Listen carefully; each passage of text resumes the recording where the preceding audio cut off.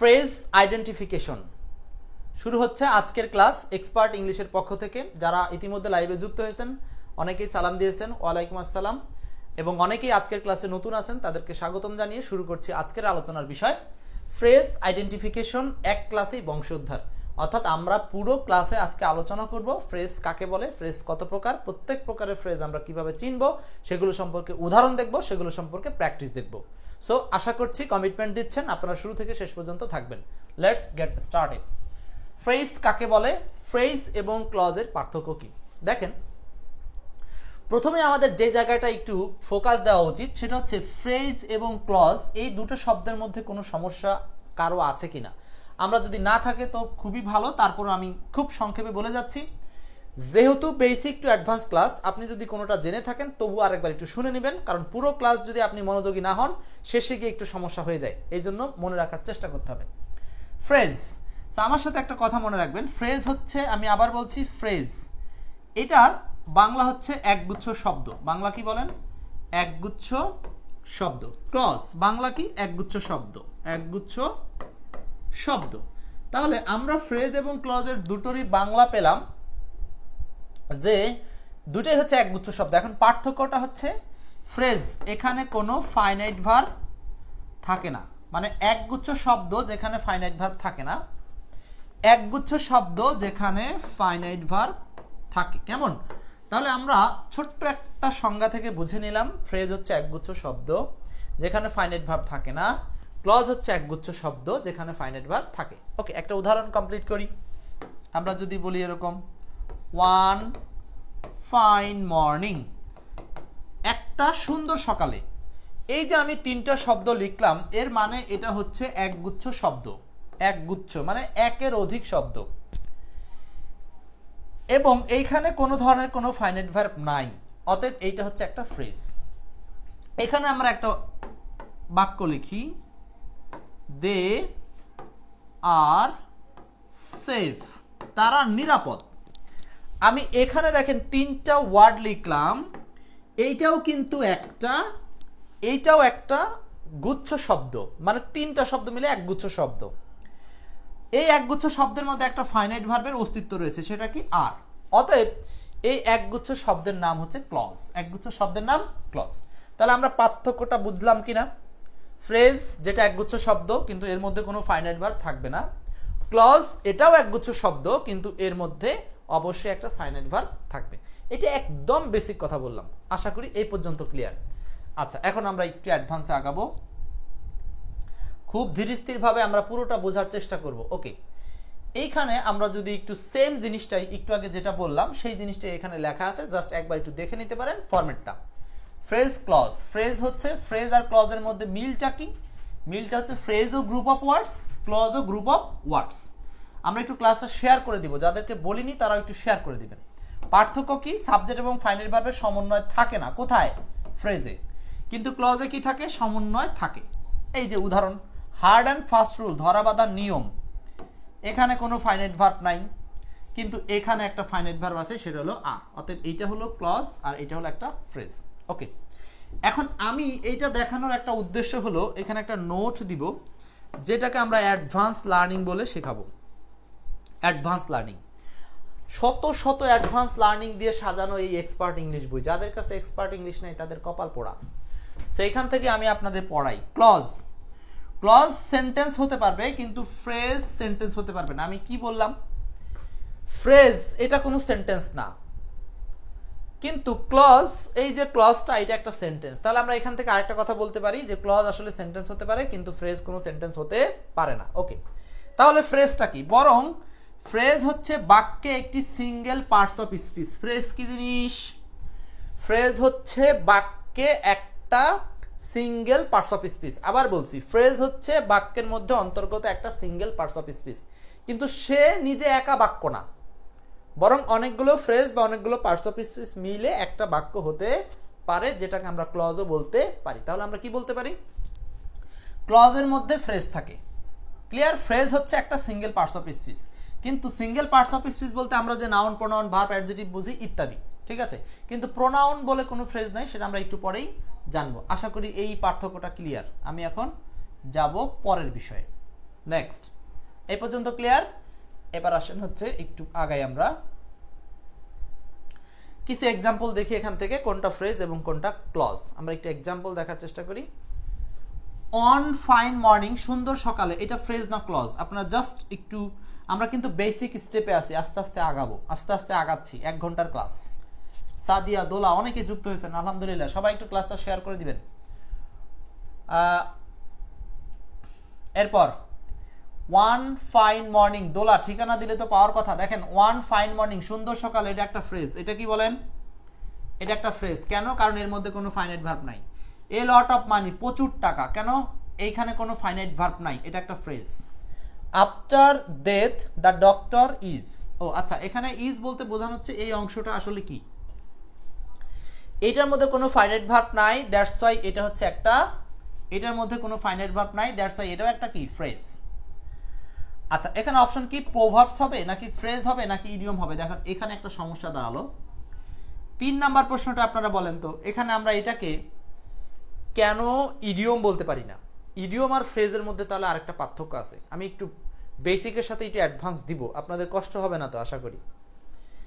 মনে রাখবেন, ফ্রেজ হচ্ছে অক্ষর অনুবাদ হয়। কি বললাম? ফ্রেজ হলো অক্ষর অনুবাদ, আর ইডিয়ম হলো ভাবানুবাদ। ভাবানুবাদ। তো এখানে after the death the doctor, মানে ডক্টরের মৃত্যুর পর, এটা অক্ষর অক্ষর অনুবাদ হচ্ছে, সো এটার নাম হলো ফ্রেজ। মনে রাখবেন, যেই শব্দগুচ্ছ অক্ষর অক্ষর অনুবাদ হয় সেটা হলো ফ্রেজ। আর ভাবানুবাদ কি? ভাবানুবাদ হচ্ছে ইন্টারনাল মিনিং হয়। এ রাউন্ড ডজন মানে কি, ফুল ডজন। বা আমরা যদি বলি ফ্রেজ আছে অনেক, ইডিয়মস অ্যান্ড ফ্রেজ যেগুলো, এবিসি, এবিসি মানে কি, প্রাথমিক জ্ঞান, এটা কিন্তু অক্ষর অনুবাদ হচ্ছে না, ভাবানুবাদ। সো ওইটার নাম হলো ইডিয়ম। আর ফ্রেজ কিসের নাম? ফ্রেজ হচ্ছে যেটা অক্ষর অক্ষর অনুবাদ হয়, মনে রাখবেন। 4 নাম্বার, হোয়াট ইজ ফ্রেজ? ফ্রেজের সংজ্ঞাটা কি? ফ্রেজের সংজ্ঞা হচ্ছে a group of related words used as a single parts of speech. এই কথাটা আপনার এই বেসিক অংশগ্রহণের ক্ষেত্রে খুবই জরুরি।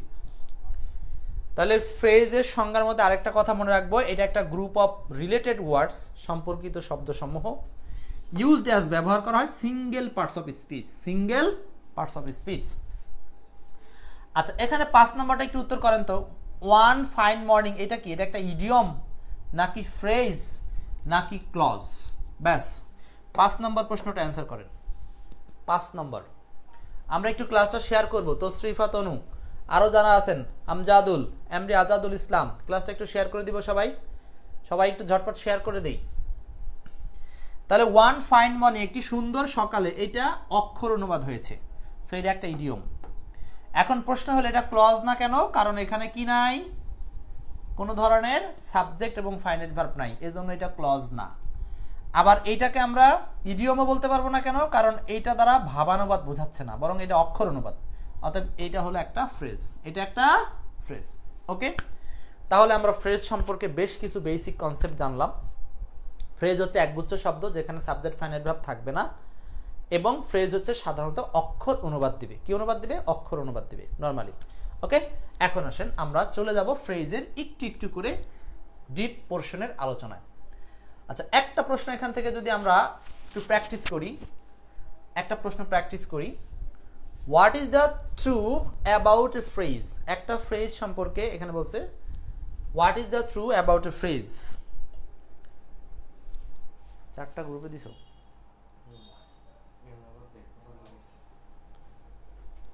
4টায় দিয়েছো। আচ্ছা, what is the true about phrase? দ্রুত বলেন তো, এটা কি হবে অ্যান্সার? 5 নাম্বারটা, 1 নাম্বারটা।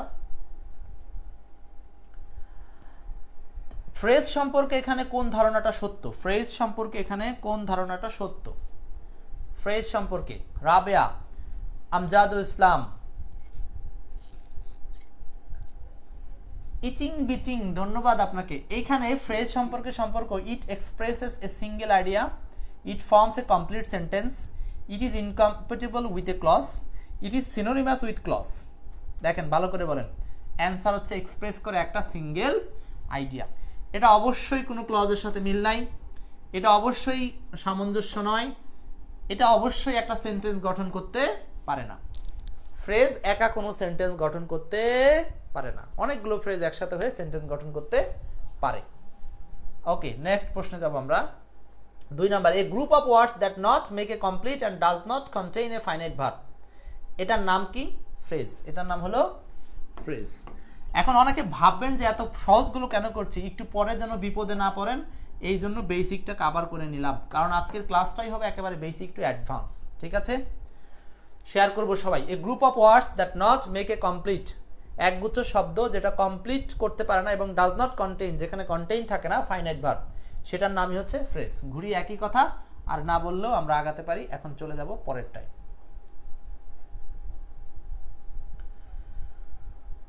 ওকে, এখন দেখব ফ্রেজ কত প্রকার এবং কি কি। আচ্ছা, আপনাদের মধ্যে থেকে আমি যদি জানতে চাই আপনারা কয় প্রকার জানেন এখন পর্যন্ত, নিজেকে একটু প্রশ্ন করেন তো, ফ্রেজ কত প্রকার হতে পারে? ফ্রেজ কত প্রকার হতে পারে? মেহেদি হাসান, সাগরিকা। ওকে, আসেন আমরা এখন বলে দিই। ফ্রেজ আমরা যখন পুরো অধ্যায়টাকে জানবো তখন এখান থেকে একই জিনিস জানতে পারবো, জাস্ট সংক্ষেপে এগুলো জেনে আমরা মূল জায়গায় আগাবো। ফ্রেজ হচ্ছে সাধারণত 7 প্রকার। কয় প্রকার? 7 প্রকার। 7 দিনের নাম যেমন 7টা ফ্রেজ তেমন। আচ্ছা, এখন প্রশ্ন হলো 7 প্রকারটা কি? আচ্ছা, তারপরে সর্বমোট যদি চিন্তা করি তাহলে 10 প্রকার। এখন এই কথাটা অনেকেই মানতে চান না, তাদের জন্য সমস্যা। দুই ভাবে কথাটা আসবে, একটা হচ্ছে সর্বমোট চিন্তা করলে 10 প্রকার, আর নরমালি 7 প্রকার। ফ্রেজের মধ্যে ইনফিনিটিভ আছে, জিরান্ড আছে, পার্টিসিপল আছে, এই 3টা হলো এক্সট্রা। তার মানে এই 7-এর সাথে 3 যোগ হলে মোট হলো 10। তাহলে ফ্রেজ কত প্রকার? 10 প্রকার। মূলত কয় প্রকার? মূলত 7 প্রকার। একটা বিশেষ কথা জানতে হবে, পার্টস অফ স্পিচের ভিন্ন অবস্থানে, যেমন বাক্যের মাঝে, বাক্যের শুরুতে, বাক্যের শেষে, নাউন বা ভার্বের আগে বা পরে, প্রিপজিশনের আগে বা পরে ইত্যাদি সকল অবস্থানে ফ্রেজ বসতে পারে। তাহলে আমরা আরেকটা জিনিস কি শিওর হলাম, ফ্রেজ একটা সেন্টেন্সের শুরুতে, শেষে, মাঝে, প্রিপজিশনের আগে, প্রিপজিশনের পরে, প্রিপজিশন সহ, প্রিপজিশন বাদ দিয়ে, ভার্বের আগে, ভার্বের পরে ইত্যাদি অবস্থানে বসতে পারে। আরো একটা বেসিক কথা মাথায় নিয়ে অগ্রসর হতে থাকেন। নেক্সট চলে আসেন, 10 প্রকার ফ্রেজ কি কি আমরা জাস্ট এক নজরে একটু নামগুলো জেনে নিই, তারপর আমরা এই 10টাকে ভেঙে ভেঙে আমরা আলোচনা করব এবং এটাই হবে আজকের ক্লাসের চূড়ান্ত ফলাফল।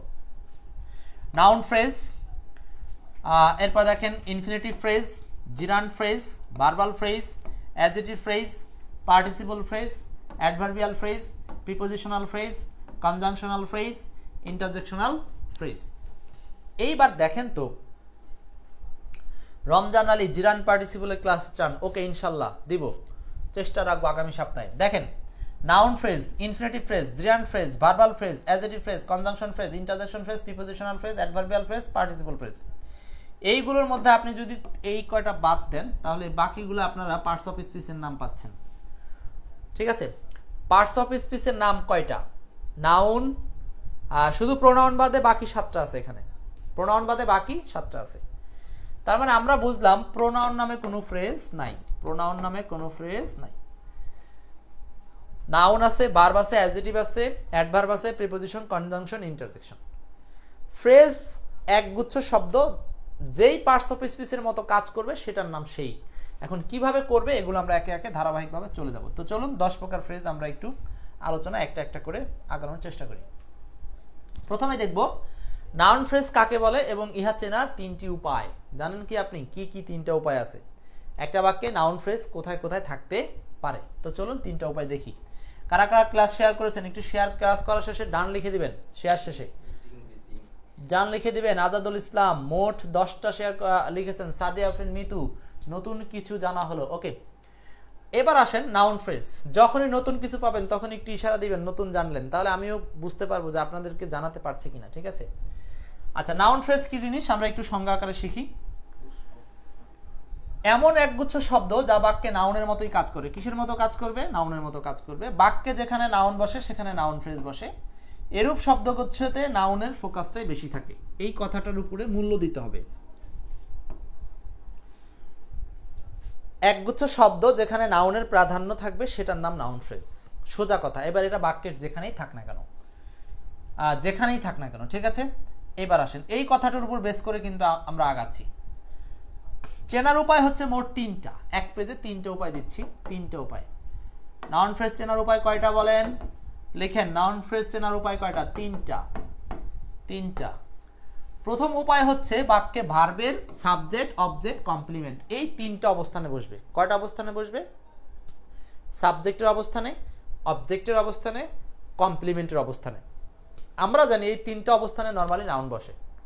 সো আমাদের প্রথম চেনার উপায়টা হচ্ছে যে বাক্যে সাবজেক্টের অবস্থানে দেখব, অবজেক্টের অবস্থানে কমপ্লিমেন্ট। আমরা একটু পড়ি। টু রিড নিউজ পেপার, এইটুকু আন্ডারলাইন করা আছে। ইজ গুড হ্যাবিট, এখানে দেখেন তো এইখানে এইটুকু আন্ডারলাইন করা আছে। এই দুটোই নাউন ফ্রেজ। কেন? কারণ হচ্ছে ইজ হচ্ছে ভার্ব, আর ভার্বের আগে এই অংশটা একটা সাবজেক্টের পজিশন। আমরা পজিশন দেখতেছি, অবস্থান দেখতেছি। সাবজেক্টের পজিশনে যেটা, সেটার নাম হচ্ছে নাউন ফ্রেজ। এইটা হচ্ছে কমপ্লিমেন্টের পজিশন। আমরা জানি বি ভার্বের পরে কমপ্লিমেন্ট বসে, বি ভার্বের পরে কমপ্লিমেন্ট বসে। সো এইটা কমপ্লিমেন্টের পজিশনে একগুচ্ছ শব্দ, এটাও একটা নাউনের কাজ করবে, অর্থাৎ এটার নামও হচ্ছে নাউন ফ্রেজ। ঠিক আছে? এরপর দেখেন পরেরটা, the man wants something to eat, এইটার অবস্থানটা কি? আমরা যে বাক্যের এলিমেন্টসগুলো চিনি, সেই এলিমেন্টসগুলো বাক্যে কোথায় থাকে এগুলোর বেসিক ধারণা আপনাদের আছে। ঠিক আছে? সন্ধ্যা তারা যুক্ত হয়েছেন, ক্লাসটা শেয়ার করবেন। The man wants something to it. So লোকটি কি চায়? হোয়াট দ্বারা প্রশ্ন করলে লোকটি চায় কিছু একটা খেতে, তার মানে সামথিং টু ইট। লোকটা কি চায়? সামথিং টু ইট।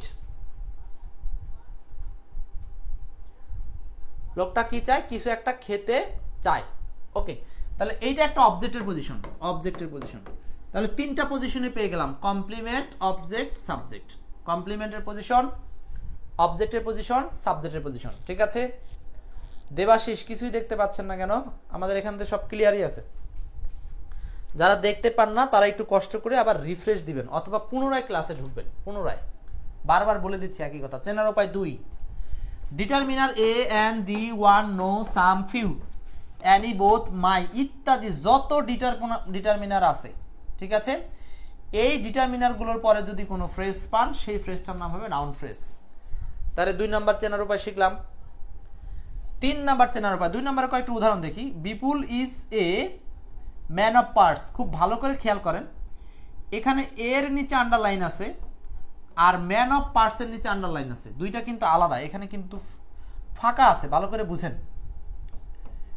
এই আর্টিকেলটার নিচে এইটুকু হচ্ছে মূলত ফ্রেজ হিসাবে আইডেন্টিফাই করতে বলছে। ঠিক আছে? ম্যান অফ লেটার্স, এই ফ্রেজটার আগে একটা আর্টিকেল আছে যেটাকে আমরা ডিটারমিনার হিসাবে চিনি। তাহলে আমরা বলছি যে কোনো ডিটারমিনারের পরে কি বসে? নাউন ফ্রেজ বসে। ডিটারমিনারের পরে কি বসে? নাউন ফ্রেজ বসে। তাহলে এই যে ডিটারমিনারের পরে একগুচ্ছ শব্দ যেটা ফ্রেজ, এটার নাম কি হয়ে যাবে? Noun phrase. আমরা জাস্ট অবস্থানগত বিষয়টা দেখে নিয়েই চিনে নিচ্ছি। Next, they are kith and kin, এটা কার অবস্থান? এই যে দেখেন, they are my kith and kin. Kith and kin মানে আত্মীয় স্বজন, এইটুকুর নিচে আন্ডারলাইন আছে। আর আন্ডারলাইনটা যেটা আছে পুরো অংশটা কার পরে আছে? পসেসিভের পরে আছে। আর পসেসিভ মানে হলো একটা ডিটারমিনার। পসেসিভ মানে কি? একটা ডিটারমিনার। খুব খেয়াল। অর্থাৎ ডিটারমিনারের পরে একগুচ্ছ শব্দ যেটার নাম হলো আমরা জানি noun phrase. Noun phrase. Okay, clear? 2 number চেনার উপায়টা। চেনার উপায় 3, যে কোনো preposition at, in, of, by যাই থাক, প্রিপোজিশনের পরে যদি একগুচ্ছ শব্দ থাকে সেটার নাম হলো নাউন ফ্রেজ। এখন দেখেন, যেমন he agrees to the plan of his own accord, এইখান থেকে এই পর্যন্ত হিজ ওন অ্যাকর্ড একগুচ্ছ শব্দ। ঠিক আছে? এই একগুচ্ছ শব্দ এর সামনে আছে কি? প্রিপোজিশন। সামনে কি আছে বলেন? প্রিপোজিশন। অতএব প্রিপোজিশনের পরে যে একগুচ্ছ শব্দ, এটার নাম হলো নাউন ফ্রেজ। তাহলে নাউন ফ্রেজ চেনার উপায় কয়টা ভাই? 3টা। 1 নাম্বার হচ্ছে সাবজেক্ট অবজেক্ট কমপ্লিমেন্টের স্থানে, 2 নাম্বার হচ্ছে ডিটারমিনারের পরে, 3 নাম্বার হচ্ছে প্রিপোজিশনের পরে। সবাই বুঝতে পারছি কিনা? অবশ্যই বুঝে থাকলে 1 লিখেন, কমেন্টে 1 লিখেন, কমেন্টে 1 লিখেন, বুঝে থাকলে 1 লিখেন। তাহলে আমি সংক্ষিপ্ত করে দিচ্ছি রুলসটাকে। রুলসটা হচ্ছে সাবজেক্ট অবজেক্ট কমপ্লিমেন্ট, এই অবস্থানে, সাবজেক্ট অবজেক্ট কমপ্লিমেন্টের অবস্থানে ডিটারমিনারের পর ডিটারমিনার প্লাস নাউন ফ্রেজ আর একটা হচ্ছে আমি সহজ করে দিলাম preposition plus noun phrase. Subject object কমপ্লিমেন্টের অবস্থানে বসবে অবস্থানগত কারণে, আর একটা হচ্ছে ডিটারমিনারের পরে নাউন ফ্রেজ, আর একটা হচ্ছে প্রিপজিশনের পরে নাউন ফ্রেজ। ক্লিয়ার? একদম ঝকঝকে ক্লিয়ার।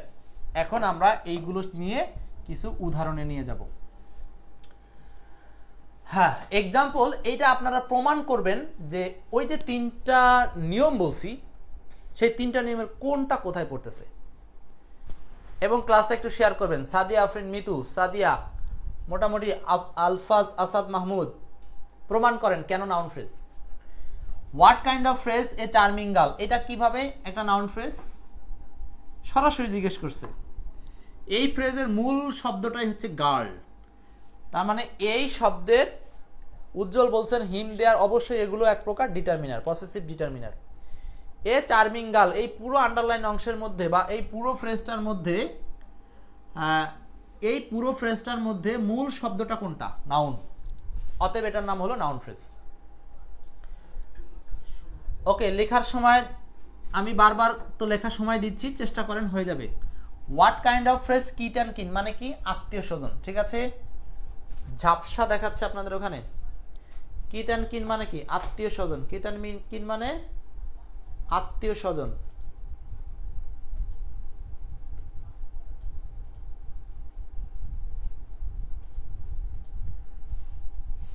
ক্লাস তো ক্লিয়ারই দেখার কথা। দেখেন, কিথ অ্যান্ড কিন মানে হলো আত্মীয় স্বজন। এরপর দেখি এটা noun phrase. The cat on the mat, এটাকে আমরা কেন নাউন ফ্রেজ বলবো? যুক্তিটা কি? যুক্তিটা কি? Cat on the mat noun phrase বলার যুক্তিটা হলো এই ফ্রেজটুকু আছে একটা আর্টিকেলের পরে, আর আমরা জানি আর্টিকেল হচ্ছে একটা ডিটারমিনার। আমরা নর্মালি যে জানি আর্টিকেলের পরে নাউন বসে, সো একটা ফ্রেজ আছে, এটার নাম হলো নাউন ফ্রেজ, এটার নামও নাউন ফ্রেজ। 4 নাম্বার, দে হায়ার্ড, কেন এটা নাউন ফ্রেজ? যুক্তি বলবেন। নাউন ফ্রেজ পড়াচ্ছি এই জন্য নাউন ফ্রেজ তা না, যুক্তিটা বলেন। বুঝতে পারছেন কিনা সেটা খুঁজে বের করেন। ঠিক আছে, they hired a huge beautiful home, পুরো অংশটার অবস্থানটা কোথায়? এই যে হায়ার্ড হচ্ছে একটা মেইন ভার্ব, আর আমরা জানি মেইন ভার্বের পরে অবজেক্ট বসে। এই অবজেক্টের পজিশনে কি হায়ার্ড করেছিল? একটা সুন্দর বিউটিফুল বাড়ি। অতএব এটা একটা অবজেক্টের পজিশন হিসাবে এটা একটা noun phrase. The man want something to eat, এটা আমরা অলরেডি বলেছি। এটার পজিশন কোথায়? এটাও অবজেক্টের পজিশন। লোকটি কি চায়? উত্তরটা আছে সামথিং টু ইট, কোনো কিছু খেতে চায়। সো এটা একটা অবজেক্টের পজিশন, দ্যাটস ওয়াই এটাও একটা নাউন ফ্রেজ, এটাও একটা নাউন ফ্রেজ। ঠিক আছে, একজন বলছেন ক্যাট অন দ্য ম্যাট মানে কি? আসলে মাদুরের উপরে একটা বিড়াল, এই আর কি, বা মাদুরের উপরে পড়ে থাকা একটা বিড়াল, ইজ ফ্যাট। তারপর কি? I like singing in the bath, এই যে এটা সবাই পছন্দ করে। I like singing in the bath, Pushpa কথা বলেন। এইটাকে কেন আমরা নাউন ফ্রেজ বলবো? কারণটা কি? কারণ আইডেন্টিফাই করেন। আমি উত্তর খুঁজতে বলিনি। জীবনে একবারই না এই ফ্রেজের ক্লাস করবেন, যেন সারা জীবনে আর এই ক্লাস না করতে হয়। শুধু নিয়ম পড়াচ্ছি না, রুলস পড়াচ্ছি, প্র্যাকটিস করাচ্ছি, উদাহরণ দিচ্ছি। কেন? কারণ এইটাও একটা অবজেক্টের পজিশন। কিসের পজিশন ভাই? অবজেক্টের পজিশন। আই লাইক, আমি পছন্দ করি, সিঙ্গিং ইন দ্য বাথ, বাথরুমে গোসল মানে গান গাইতে পছন্দ করি। এই যে এখানে, তার মানে লাইক মানে হলো পছন্দ করা, এটা একটা ভার্ব, এই ভার্বের পরে লাগে অবজেক্ট। তাহলে আমরা এখান থেকে কিছু উদাহরণ দেখে নিলাম, আর কিছু উদাহরণ যদি দেখতে চান দেখতে পারেন। যেমন এইটা, এখানে বলছে যে কি বলছে দেখেন, qualifying in the admission test. Qualifying in the admission test, admission টেস্টে কোয়ালিফাই হওয়া, পুরোটা আন্ডারলাইন হবে। একেবারে আন্ডারলাইন অংশটার দিকে সূক্ষ্ম দৃষ্টি দিতে হবে। আন্ডারলাইন পার্টটা আছে কোথায়? ভার্বের আগে। আর আমরা জানি ভার্বের আগে কি বসে? সাবজেক্ট বসে। তো ভার্বের আগে পুরো অংশটাই তো সাবজেক্টের পজিশনে দখল করে আছে। তো এইখানে কি আছে নাই এগুলো আপনার এত কিছু দেখার টাইম নেই। অবস্থান কার? সাবজেক্টের। সো আপনি চোখ বুঝে এটাকে কি বলবেন? Noun phrase. প্রোনাউন কেন বলবেন না? কারণ প্রোনাউন নামে কোনো ফ্রেজ নাই। একদম ইজি কথা। সাবজেক্টের পজিশনে বসতে পারে দুটো জিনিস, নাউন বা প্রোনাউন, কিন্তু যেহেতু প্রোনাউন নামে ফ্রেজ নাই তাহলে সবই নাউন ফ্রেজ। আচ্ছা, এরপর 8 number, Sheikh Hasina the prime minister of Bangladesh. এই কথাটা পুরান হয়ে গেছে, যদি উদাহরণটা অনেক আগে আসছিল। এটাও দেখেন সাবজেক্ট ইজ ভার্বের আগে, সাবজেক্টের পজিশন, অথবা এটাকে কেজ ইন অ্যাপোজিশন বলে, এটা বাদ দিলাম। To read news paper is a good habit.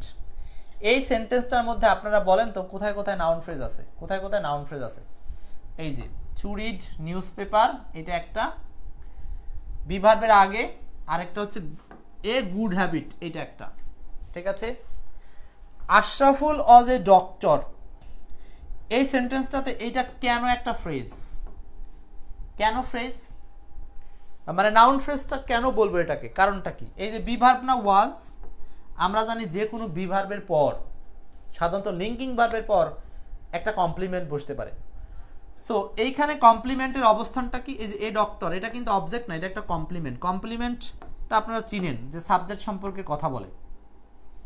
আশরাফুলকে, Ashraful হচ্ছে ডক্টর, সো এটা কমপ্লিমেন্টের পজিশন। কমপ্লিমেন্টের পজিশনের কারণে এটা একটা নাউন ফ্রেজ। এখন বলেন তো এই নাউন ফ্রেজে কয়টা শব্দ আছে? মাত্র 2টা শব্দ, একটা হলো এ, আরেকটা হলো ডক্টর। কখনো কি একটা শব্দ দিয়ে ফ্রেজ হবে?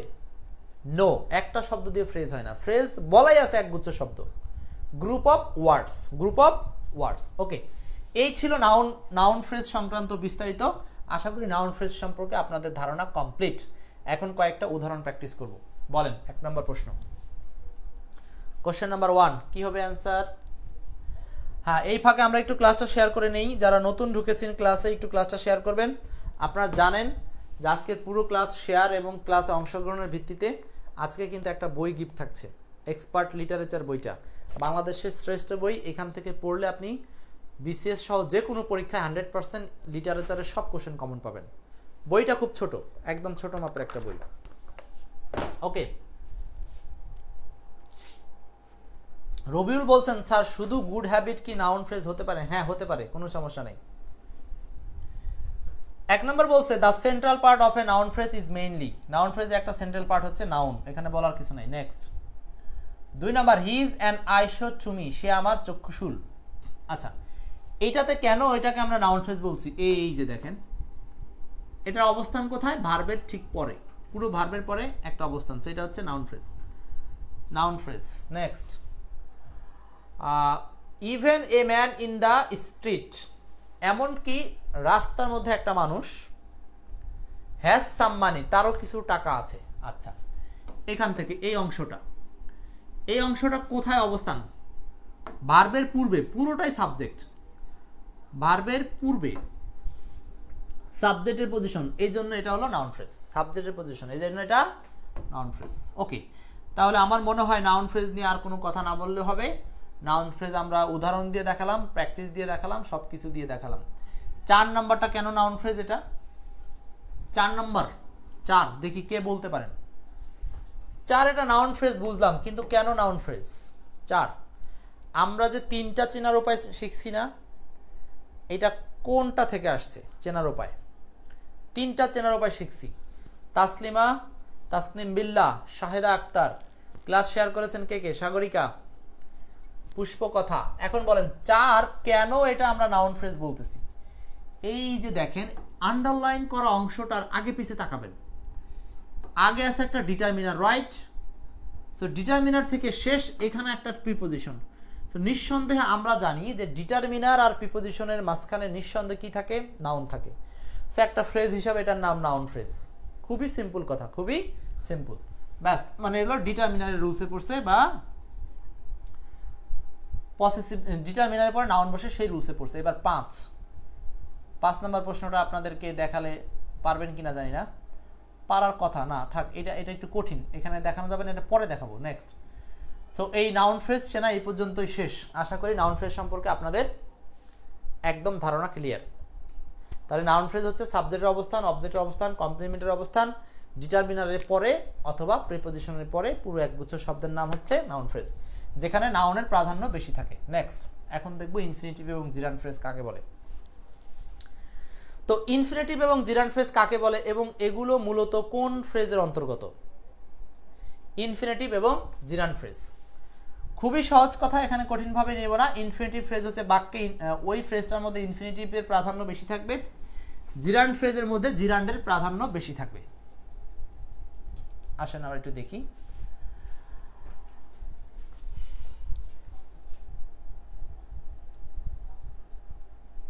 দেখেন ইনফিনিটিভ ফ্রেজ কি জিনিস। ইনফিনিটিভ ফ্রেজ, জিরান্ড ফ্রেজ, আমরা উদাহরণ দিয়ে জিনিসটাকে ডাইরেক্ট ক্লিয়ার করতে চাচ্ছিলাম। এই যে 2 নম্বর উদাহরণটা দেখেন। ইনফিনিটিভ ফ্রেজ বা জিরান্ড ফ্রেজ হলো নাউন ফ্রেজ থেকে আগত একটা ফ্রেজ। আমি আবার বলছি, ইনফিনিটিভ ফ্রেজ বা জিরান্ড ফ্রেজ এইগুলো নাউন ফ্রেজের বিভাজন। তার মানে কোনো অপশনে যদি এই যে আপনার উদাহরণ দিয়ে ক্লিয়ার করি, টু উইন এ প্রাইজ, দেখেন তো আমরা এতক্ষণ যা কিছু শিখেছি সেই অনুসারে ভার্বের আগে যে অবস্থানটা এটার নাম সাবজেক্ট, তো সাবজেক্টের অবস্থানে এটার নাম হলো নাউন ফ্রেজ। কিন্তু এই নাউন ফ্রেজটার মধ্যে টু উইন এইটাকে আমরা নরমালি কি হিসাবে চিনি? ইনফিনিটিভ হিসাবে চিনি। সো নাউন ফ্রেজের মধ্যে যখন ইনফিনিটিভের প্রাধান্যটা বেশি থাকে তখন এটার নাম আমরা নাউন ফ্রেজও বলতে পারি, ইনফিনিটিভ ফ্রেজও বলতে পারি। কিভাবে? টু উইন এ প্রাইজ, পুরস্কার জেতা, বাংলাটা কি হচ্ছে? পুরস্কার জেতা। তার মানে এখানে মূল কথাটা কি? জেতা, পুরস্কার জেতা। তো এইটাই হচ্ছে ইনফিনিটিভ ফ্রেজের ফিচার্স, যা এই নাউন ফ্রেজটাকে আমরা ইনফিনিটিভ ফ্রেজ বলতে পারবো। অপশনে ইনফিনিটিভ না থাকলে আমরা এটাকে আবার নাউনও বলতে পারবো, নাউন না থাকলে ইনফিনিটিভও বলতে পারবো। সো এখানকার এইটা অ্যান্সারটা হচ্ছে নাউন ফ্রেজ। অপশনে যদি নাউন ফ্রেজ না থাকে আমরা কি বলতে পারবো? ইনফিনিটিভ ফ্রেজও বলতে পারবো। আশা করি বিষয়টা ক্লিয়ার। আচ্ছা, তারপরে আমরা একটা জিরান্ড ফ্রেজের উদাহরণ দেখি। যেমন এইটা, এই প্রশ্নটা দেখেন, বলছে qualifying in the admission test is, দেখেন তো এই যে ইজ হলো একটা ভার্ব, ভার্বের পূর্বে পুরো অংশটা আন্ডারলাইন করা আছে। তাহলে আপনি চোখ বুঝে এটা সাবজেক্টের পজিশন হিসাবে কি বলতে পারবেন?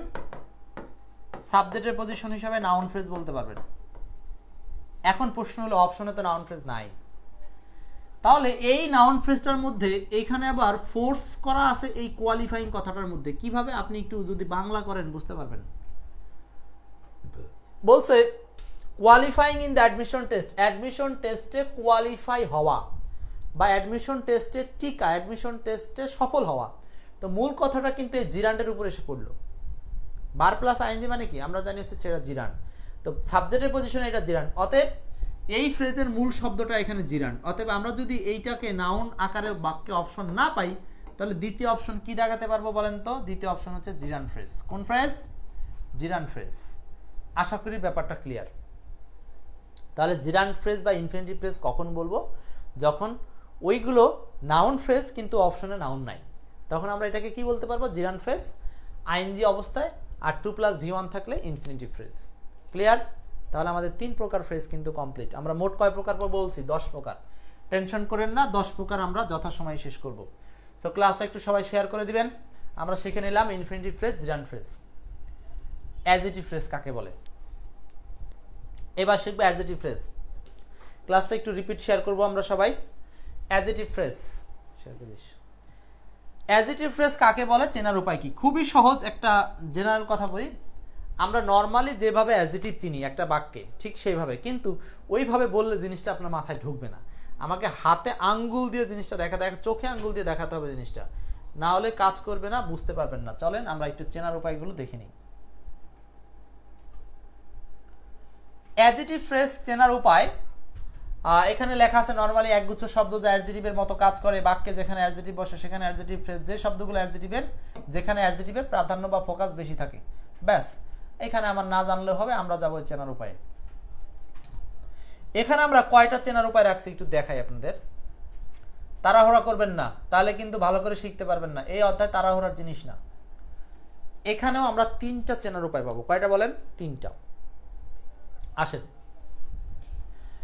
বলছি নাউন প্লাস প্রিপোজিশন যুক্ত কোনো অ্যাডজেক্টিভ ফ্রেজ যখন উক্ত নাউনকে কোয়ালিফাই করে।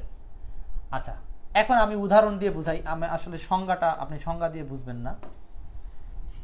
ধরেন এখানে বলা আছে এ ম্যান, একটা মানুষ।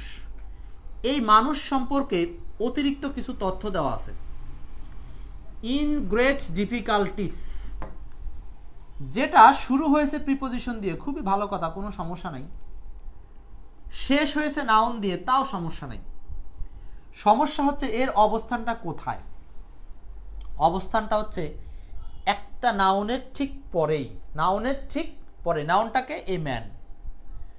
কেউ যদি বলো করেন যে কেইম ভার্বের আগে আছে, তাহলে তো এটা নাউন হওয়ার কথা। তাহলে তার চিন্তাটা একটু পরিবর্তন করতে হবে। কিভাবে? আমি বলছি ভার্বের আগে থাকবে যদি সেটা পুরো অংশটা থাকে, তাহলে নাউন ফ্রেজ বলতেন। কিন্তু এখানে কি কেইম ভার্বের আগে আছে বাট পুরো অংশটা আন্ডারলাইন আছে? অবশ্যই না। এইটুক বাদ দিয়ে আন্ডারলাইন আছে, তাহলে বুঝতে হবে যে এটা নাউন ফ্রেজ না, এখানে অন্য কোনো ম্যাটার আছে। সেইটা আমরা বের করতেছি। সেটা কি? এই যে সেটা হলো এই ম্যান সম্পর্কে, ম্যানের পরে বসে থেকে ম্যান নাউনকে মডিফাই করতেছে। আমরা জানি নাউনকে নিয়ে যে কথা বলে সে হলো অ্যাডজেক্টিভ। তার মানে কোন লোকটি? যেই লোকটি কঠিন সমস্যায় পতিত। তাহলে দেখেন ইন গ্রেট ডিফিকাল্টিস, এই একগুচ্ছ শব্দ কাকে নিয়ে কথা বলতেছে, কার সম্পর্কে অবস্থা বর্ণনা করতেছে? সেটা হচ্ছে এই ম্যানকে নিয়ে। তাহলে পূর্বের নাউনকে প্রিপোজিশন দিয়ে যুক্ত হয়ে একটা ফ্রেজ যখন পূর্বের নাউনকে মডিফাই করবে, এটা নিঃসন্দেহে অ্যাডজেক্টিভের কাজ করেছে। আর অ্যাডজেক্টিভ হিসাবে এটা একটা ওয়ার্ড না, বরং এটা একটা ফ্রেজ, একগুচ্ছ শব্দ। এই জন্য এটার নাম হলো অ্যাডজেক্টিভ ফ্রেজ। ঠিক আছে? না দিয়া ক্লাস দেখতে পাচ্ছেন না কেন? রিফ্রেশ দিয়ে আরেকবার ঢুকবেন, তাহলে দেখতে পাবেন। এটা একটা অ্যাডজেক্টিভ ফ্রেজ। তাহলে বোঝা গেল। তাহলে নিয়মটা হচ্ছে নাউনের পরে প্রিপোজিশন যুক্ত একগুচ্ছ শব্দ যদি ওই নাউনকে নিয়ে কথা বলে, তাহলে আমরা সেটাকে বলবো অ্যাডজেক্টিভ ফ্রেজ। এটাকে বলা হয় পোস্ট মডিফায়ার, মানে পরে বসে থেকে পূর্বের নাউনকে নিয়ে কথা বলবে। আমার মনে হয় জিনিসটা কমপ্লিট। ঠিক আছে? নেক্সট, চেনার উপায় 2। চেনার উপায় 2 কিভাবে চিনবো? 2 নাম্বার বলছি নাউনের পরে ভার প্লাস আইএনজি যুক্ত অংশ, নাউনের পরে ভি3 যুক্ত অংশ, এরা যখন উক্ত নাউনকে নির্দেশ করে। দেখেন আবারও সেম কেস, এটাও কিন্তু নাউনের পরে।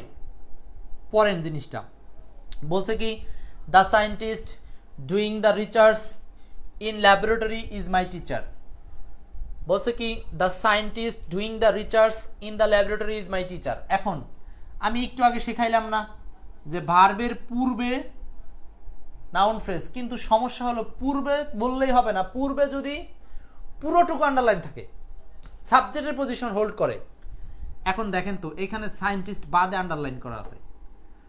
যদি সায়েন্টিস্ট সহ আন্ডারলাইন করা থাকতো একেবারে শুরু থেকে শেষ এই পর্যন্ত, তাহলে আপনি নিঃসন্দেহে বলতেন এটা নাউন ফ্রেজ।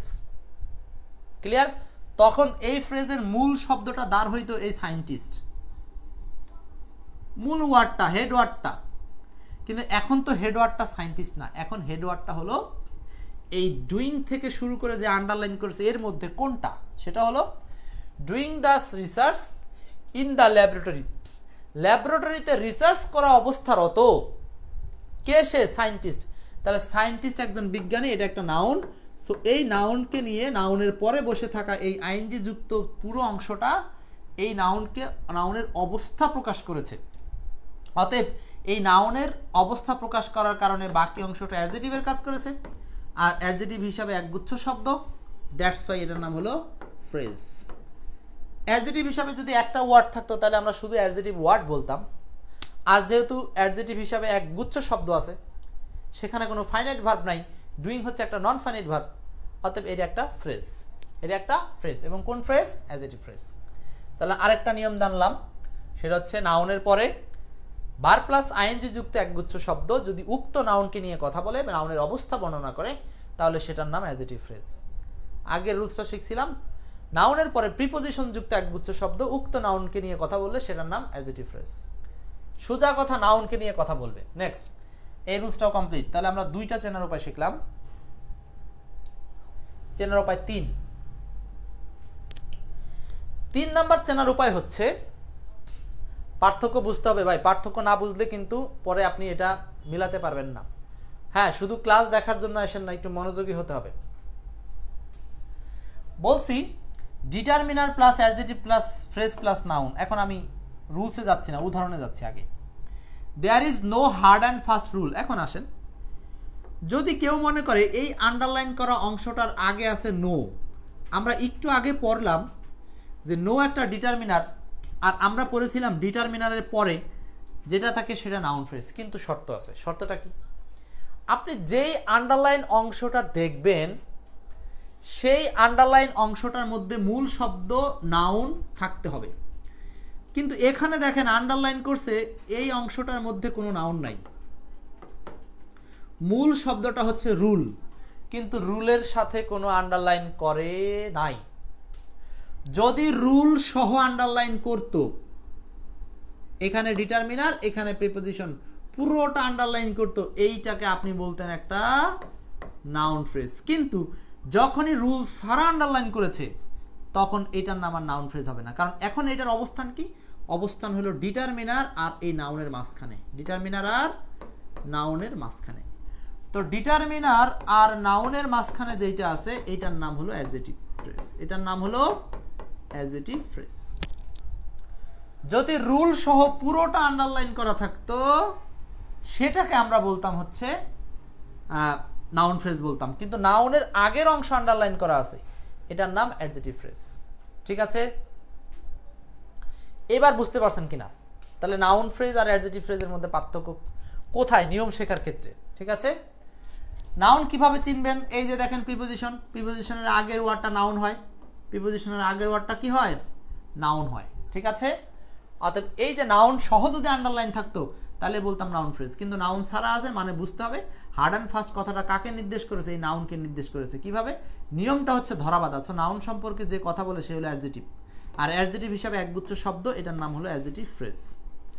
অ্যাডজেক্টিভ হিসাবে একগুচ্ছ শব্দ, দ্যাটস ওয়াই এটার নাম হলো অ্যাডজেক্টিভ ফ্রেজ। আশা করি বিষয়টা কমপ্লিট, ক্লিয়ার?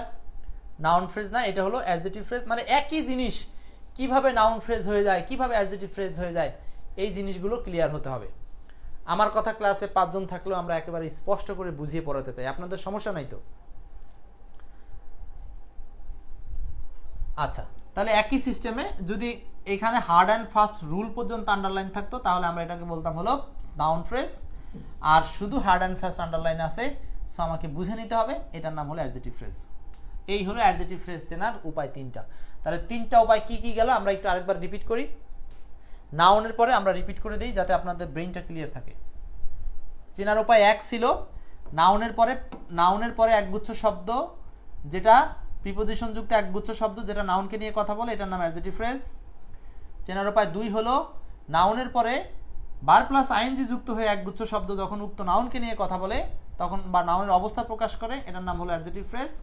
3 নম্বর হলো নাউনের আগে অথবা ডিটারমিনারের পরে উভয়ের মাঝখানে যা থাকবে সেটা যদি ফ্রেজ থাকে সেই ফ্রেজটার নাম হলো অ্যাডজেক্টিভ ফ্রেজ। ক্লিয়ার? আশা করি আর কোনো সমস্যা হবে না। এখন যাব হচ্ছে প্র্যাকটিসে। এখন আপনারা এখানে প্র্যাকটিসগুলো প্রমাণ করবেন যে এটা কেন অ্যাডজেক্টিভ ফ্রেজ। সবগুলো অ্যাডজেক্টিভ ফ্রেজের উদাহরণ, কিন্তু কেন কেন কারো কোনো প্রবলেম না থাকলে আশা করি এটা বের করতে পারবেন। কেন ভেবে চিন্তে করেন, ভাবেন। আজকের ক্লাসটা কিন্তু সমাধান না, বরং বোঝা, যে আপনি কিভাবে রপ্ত করতে পারবেন জিনিসটা। 1 নাম্বার বলছে a women with a veil over her body, over her body.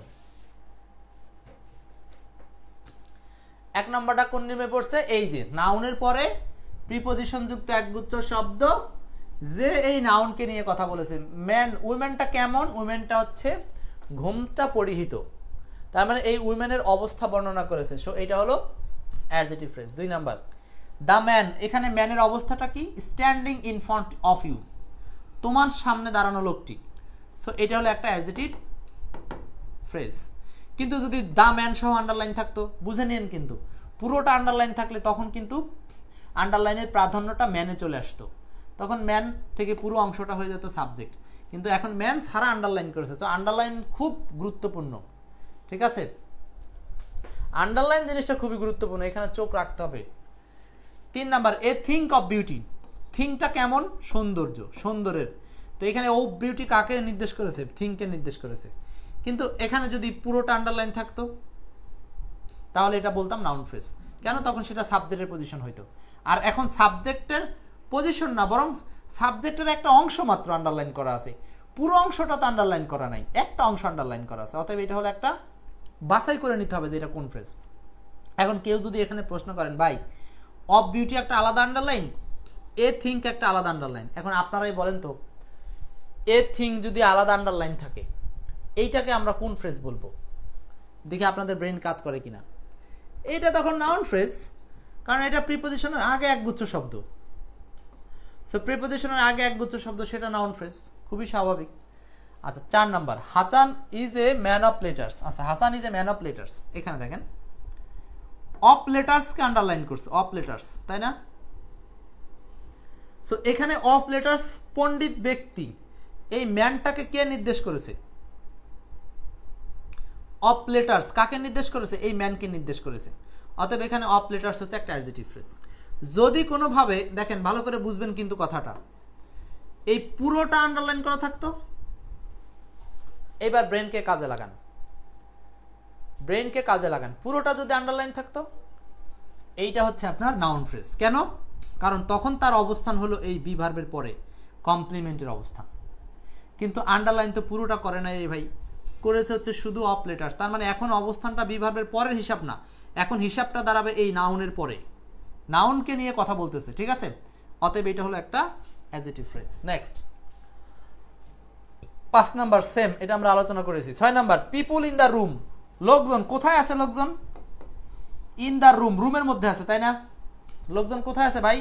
রুমের মধ্যে আছে, তার মানে লোকজনের অবস্থা প্রকাশ করছে ইন দ্য রুম। অতএব এটাও একটা অ্যাডজেক্টিভ ফ্রেজ, এটা একটা অ্যাডজেক্টিভ ফ্রেজ।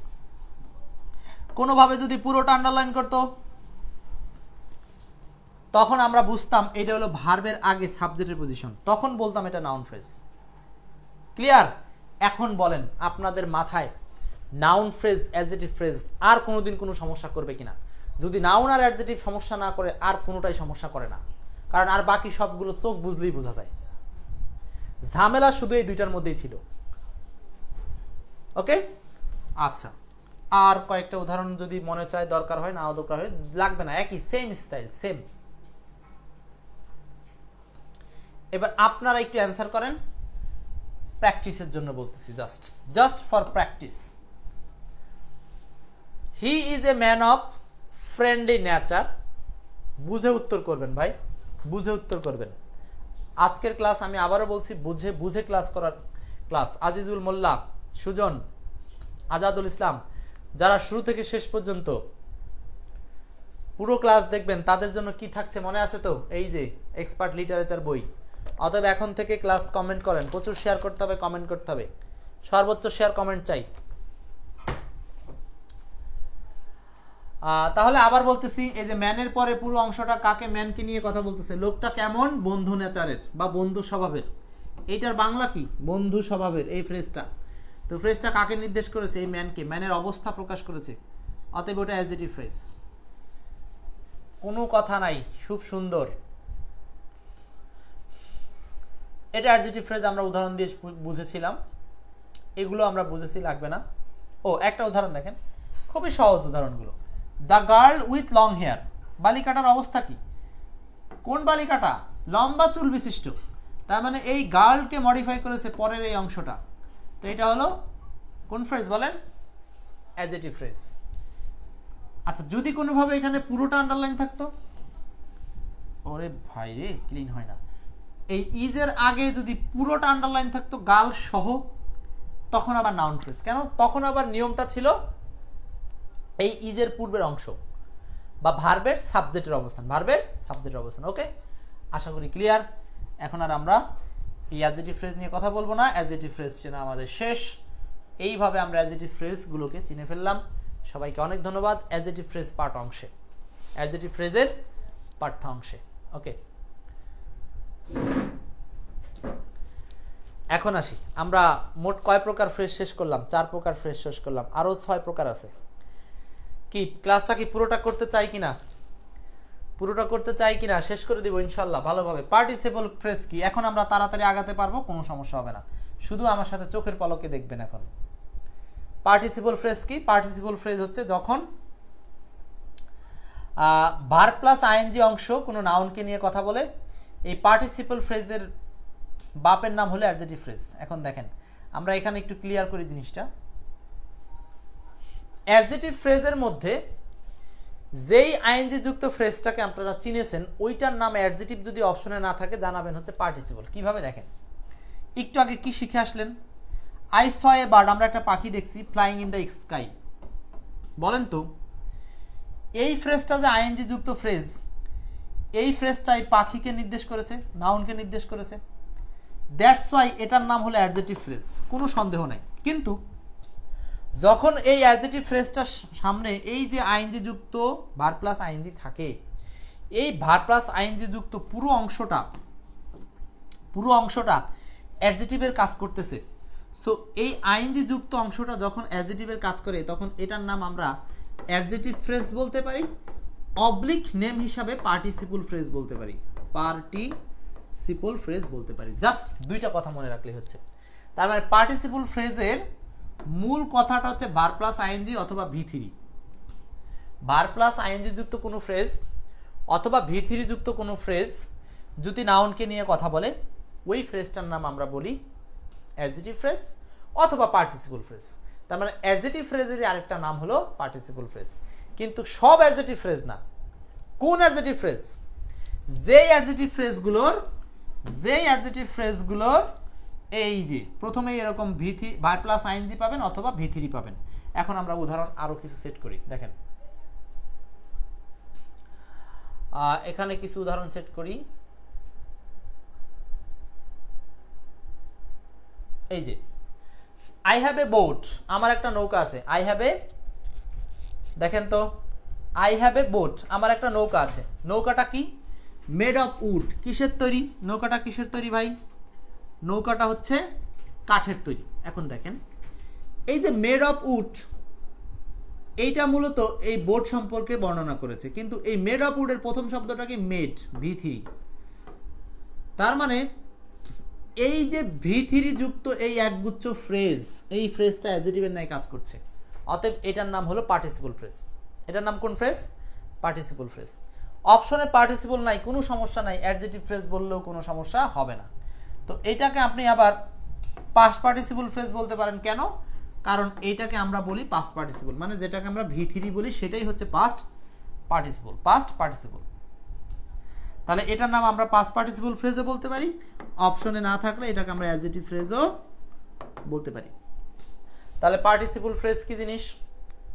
যে অ্যাডজেক্টিভ ফ্রেজগুলো ভার্ব প্লাস আইএনজি দ্বারা শুরু হয় অথবা ভি থ্রি দ্বারা শুরু হয় সেই অ্যাডজেক্টিভ ফ্রেজগুলোকে আমরা বলবো পার্টিসিপল ফ্রেজ। আশা করি বিষয়টা ক্লিয়ার। পারফেক্ট পার্টিসিপল ফ্রেজ, এটা পারফেক্ট পার্টিসিপল না। যদি হ্যাভিং প্লাস ভি থ্রি দিয়ে হইতো তাহলে সেটাকে আমরা পারফেক্ট পার্টিসিপল বলতাম, কিন্তু এটা সরাসরি শুধু ভি থ্রি দিয়ে হয়েছে, অতএব এটার নাম হলো past participle phrase. Clear? Amalesh Roy, আশা করি সব কিছু পরিষ্কার। Next verbal phrase. একদম এখন ফ্রেশ ভাবে টেনে যাব, আর কোনো সমস্যা নাই। এখন যে ফ্রেজ বাক্যে ভার্বের কাজ করবে সেটার নাম ভার্বাল ফ্রেজ। দেখেন এই যে ভার্বাল ফ্রেজ যখন একগুচ্ছ শব্দ ভার্বের ন্যায় কাজ করবে সেটার নাম ভার্বাল ফ্রেজ। যেমন লুক ফর বাংলা কি? খোঁজ করা। পুট আপ উইথ বাংলা কি? সহ্য করা। টেক কেয়ার অফ বাংলা কি? যত্ন নেওয়া। টেক প্রাইড ইন বাংলা কি? গর্ব করা। গেট রিড অফ বাংলা কি? মুক্তি পাওয়া। এই যে একগুচ্ছ শব্দ, এই যে একগুচ্ছ শব্দ, এগুলো সব হচ্ছে ভার্বের অর্থ দিচ্ছে, অতএব এগুলো সব ভার্বাল ফ্রেজ। হ্যাঙ্কার আফটার, কোনো কিছুতে লোভ করা, ভার্বাল ফ্রেজ। কল এ স্পেড, অপ্রিয় সত্য বা স্পষ্ট কথা বলা, এগুলো সব কি? Verbal phrase. ঠিক আছে? সব যখন একগুচ্ছ শব্দ ভার্বের মতো অর্থ দিবে এদের নাম ভার্বাল ফ্রেজ, একদম স্পষ্ট জিনিস। আচ্ছা আমরা উদাহরণ দেখি। বলছে we look for the brilliant students। এখানে look for কি? look for মানে কি? look for মানে খোঁজ করা। সো একগুচ্ছ শব্দ ভার্বের ন্যায় কাজ করছে, ভার্বাল ফ্রেজ। খুবই সহজ, ভার্বাল ফ্রেজ আসলে বাড়িয়ে পড়ার কিছু নাই, সবগুলো look for. Do on your shirt, do on মানে কি পরিধান করা। এখানে ডু অন একটা শব্দ দিয়ে ভার্ব হয়েছে নাকি দুইটা শব্দ দিয়ে ভার্ব হয়েছে? দুইটা মানে একগুচ্ছ। সো একগুচ্ছ শব্দ দ্বারা ভার্ব হলে এটার নাম হলো ভার্বাল ফ্রেজ। ডু অন এটার নাম verbal phrase. Take after Bangla কি দেখাশোনা করা, তার মানে গ্রুপ ভার্বের মধ্যে গ্রুপ ভার্বে আপনারা যতগুলো গ্রুপ ভার্ব আছে সব ভার্বাল ফ্রেজ, সব ভার্বাল ফ্রেজ। মানে প্রিপোজিশন সাথে করে যে ভার্বগুলো সবগুলো কি ভার্বাল ফ্রেজ, চোখ বুঝে, এটা কঠিন কিছু না, এটা নিয়ে সমস্যা কারোই হয় না। Take after verbal phrase. Good, verbal phrase শেষ। অ্যাডভার্বিয়াল ফ্রেজ, অ্যাডভার্বিয়াল ফ্রেজ কিভাবে বলেন তো? অ্যাডভার্বিয়াল ফ্রেজ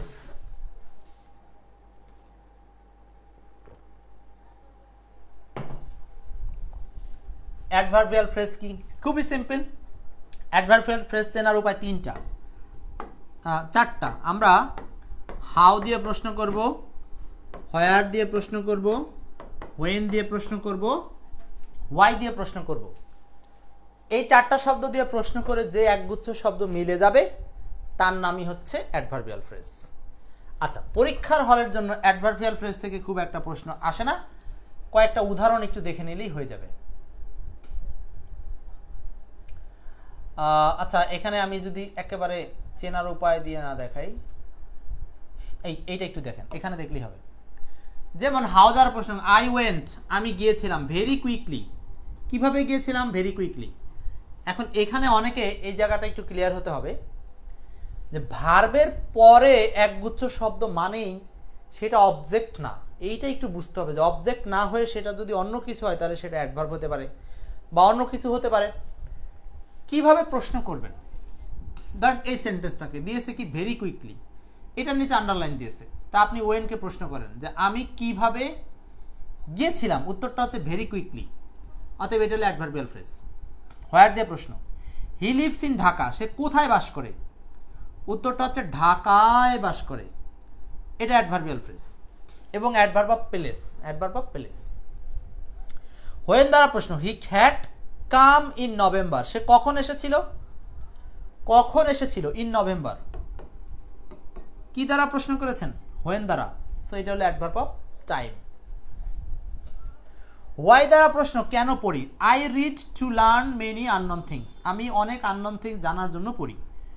সো ভার্বের পরে পুরোটা আন্ডারলাইন আছে, এর মানে এটা কিন্তু অবজেক্ট হতেই হবে বা অবজেক্ট হবেই এমনটা না,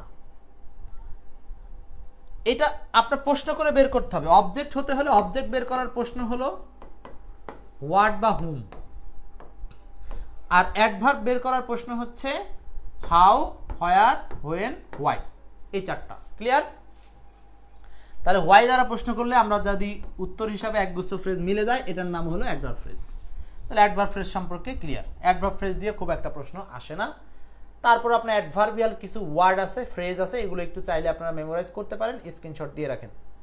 অ্যাডভার্বিয়াল ওয়ার্ডগুলোকে একটু স্ক্রিনশট দিয়ে রাখেন। অ্যাবভ অল সর্বোপরি, অ্যাট লাস্ট অবশেষে, অ্যাট র্যান্ডম এলোমেলোভাবে, অ্যাট লিস্ট কমপক্ষে, আফটার অল সব সত্ত্বেও, এইগুলো কিভাবে উত্তর হিসাবে মিলে যাবে জানেন? আপনারা ওই যে চারটা শব্দের কথা বললাম না, হাউ, হোয়ার, হোয়েন, ওয়াই, এই যে চারটা শব্দের উত্তর হিসাবে মিলে যাবে। ঠিক আছে, দেখেন হাউ দ্বারা অ্যাট র্যান্ডম এলোমেলো ভাবে, কিভাবে এলোমেলো ভাবে, হ্যাঁ, তারপরে দেখবেন মানে যত কিভাবে দ্বারা আছে সেগুলো হচ্ছে অ্যাডভার্ব অফ ম্যানার, যত স্থানবাচক আছে হোয়ার, সময়বাচক আছে হোয়েন, কারণ বোঝাতে আছে সেগুলো হোয়াই। বোঝাতে পারছি? তার মানে এই যে অ্যাডভার্ব অফ অ্যাডভার্বিয়াল ফ্রেজগুলো এগুলো মুখস্থ না রাখলে হবে, শুধু আপনি সেন্টেন্স দেখলেই বুঝে যাবেন। এই যে দেখেন সবগুলো উদাহরণ হচ্ছে অ্যাডভার্বিয়াল ফ্রেজ। কিভাবে? যদি প্রশ্ন করি হি ওয়ার্কড, হাউ ওয়ার্ক, কিভাবে কাজ করে, কিভাবে কাজ করে, উইথ অল সিনসিয়ারিটি, সকল সতর্কতা নিয়ে, so adverbial phrase. Our class begins in November, কখন শুরু হয়, নভেম্বর, এটা adverbial phrase. He is in the room, সে কোথায়, রুমের মধ্যে, adverbial phrase. Last week he received at the amount, কখন সে অ্যামাউন্টটা রিসিভ করেছে, গত সপ্তাহে, অ্যাডভার্বিয়াল টাইম। বুঝাইতে পারছি? হি ওয়ার্কড অন, সে কাজ করে। কিভাবে কাজ করে? উইদাউট এনি প্রোটেস্ট, কোনো ধরনের প্রোটেস্ট ছাড়াই। হাউ দ্বারা প্রশ্নের উত্তর, এটাও অ্যাডভার্ব, এটাও অ্যাডভার্ব। ঠিক আছে, আশা করি বিষয়টা ক্লিয়ার। তাহলে অ্যাডভার্বিয়াল ফ্রেজ সম্পর্কেও আমাদের আর কোনো সমস্যা নেই। এরকম হাজার হাজার উদাহরণ আছে। জাস্ট আমি যে 4টা শব্দ দিয়েছি, শব্দ দিয়ে প্রশ্ন করবেন, পেয়ে যাবেন। এই প্রশ্নটা একটু সলভ করেন, একটা প্রশ্ন সলভ করেন, একটা প্রশ্ন সলভ করেন। He lives in suburb of Dhaka, he lives in suburb of Dhaka, ঢাকার উপশহরে বাস করে। আন্ডারলাইনটাই পুরো অংশ। কোথায় বাস করে? উত্তরটা হচ্ছে ঢাকার উপশহরে বা ঢাকার আশেপাশে বা উপশহরে। তাহলে স্থানবাচক, এটা হলো adverb, adverb of place. When দ্বারা পাচ্ছেন, বাহ সুন্দর। তার মানে অ্যাডভার্ব নিয়ে আপনাদের কোনো সমস্যা নাই। এবার চলে যাব হচ্ছে প্রিপোজিশনে। প্রিপোজিশন, প্রিপোজিশনাল ফ্রেজ কি? জাস্ট 2টা কথা মনে রাখলেই হচ্ছে। সেগুলো হচ্ছে প্রিপোজিশন দিয়ে শুরু হয়, প্রিপোজিশন দিয়ে শেষ হয়। প্রিপোজিশনাল ফ্রেজ আমরা চেনার উপায়টা শিখব। এইটা পড়েন, আর কিছু পড়তে হবে না, এগুলো কিচ্ছু পড়ার দরকার নেই। চেনার উপায়টা হচ্ছে প্রিপোজিশনাল ফ্রেজ প্রিপোজিশন দিয়ে শুরু, প্রিপোজিশন দিয়ে শেষ, এটার নাম প্রিপোজিশনাল ফ্রেজ। এখন এইখানে একটু এক্সেপশনাল আছে, আগে আমরা এইটাই একটু বুঝি। যেমন দেখেন, আচ্ছা আগে এখান থেকে একটা উদাহরণ দেখি। হি stood in front of me, কি বললাম? হি stood in front of me. আচ্ছা এখানে আসেন, হি স্টুড, সে দাঁড়ালো কোথায়?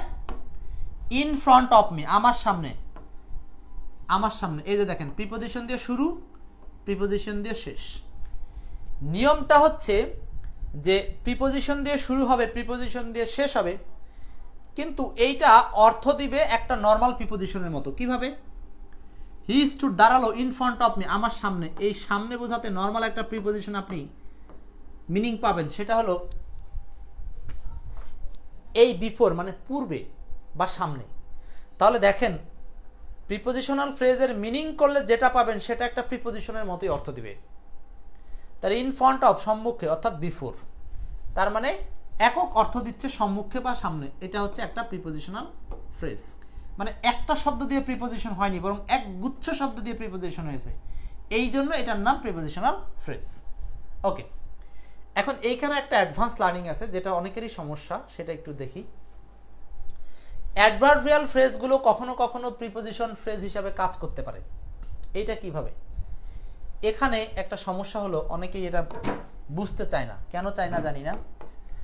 We were waiting for the bus, আমরা বাসের জন্য অপেক্ষা করছিলাম। আচ্ছা দেখেন তো, এখানে একটু ভালো করে বুঝেন।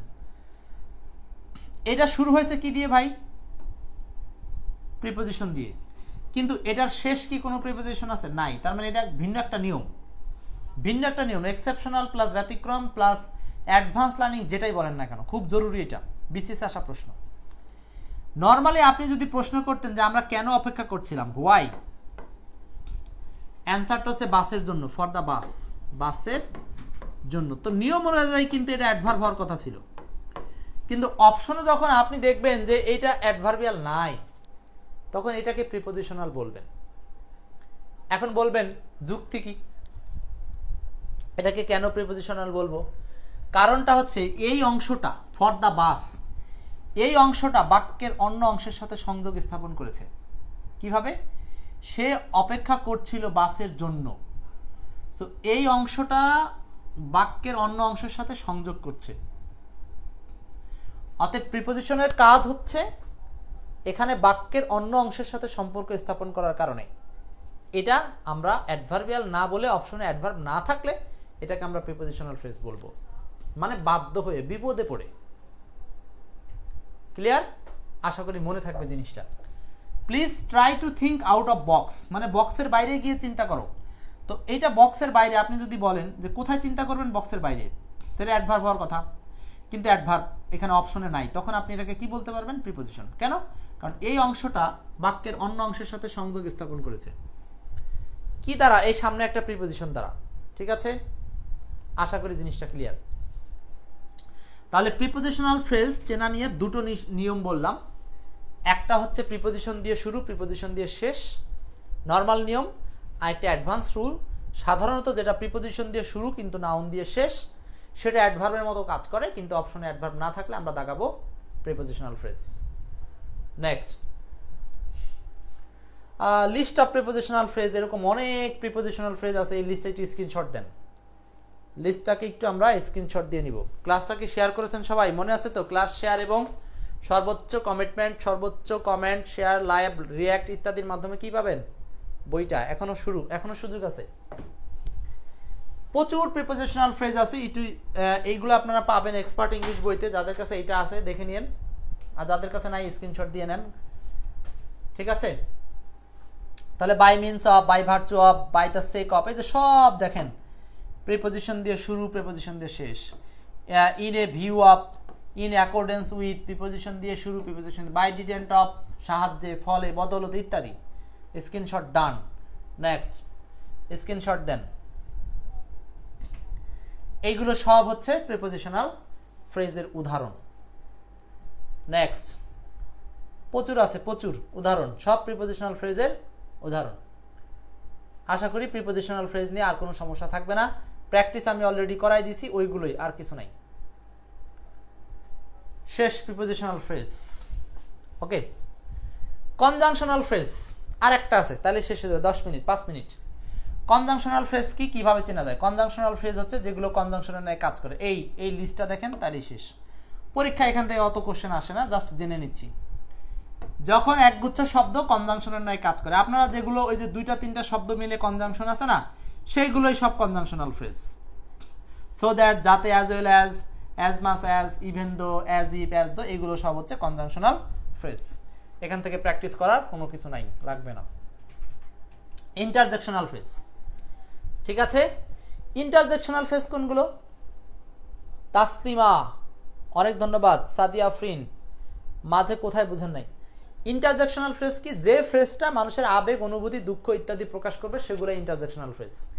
কোনো কষ্ট করার দরকার নাই, ইন্টারজেকশনাল ফ্রেজের পরে এরকম একটা চিহ্ন থাকবে, ব্যাস। ইন্টারজেকশনাল ফ্রেজের পরে এরকম একটা চিহ্ন থাকবে, আর কষ্ট করা লাগবে না, ঠিক আছে? হোয়াট এ পিটি, এই যে দেখেন একটা ইন্টারজেকশনাল সাইন আছে, সো এটা হলো একটা ইন্টারজেকশনাল ফ্রেজ। একজন বলছেন পরীক্ষায় আসে কোনগুলো বেশি? পরীক্ষায় আসে প্রথম দিকে, আমি স্টার্ট দিয়ে বলে দিব, লাস্টে একটু পরে বলে দিচ্ছি কোনটা কোনটা। ওহ মাই ডিয়ার, ফ্রেজের পর ইন্টারজেকশনাল সাইন আছে, ইন্টারজেকশনাল ফ্রেজ। শেষ ইন্টারজেকশনাল ফ্রেজ। এই ছিল আপনাদের সাথে ফ্রেজের আলোচনা।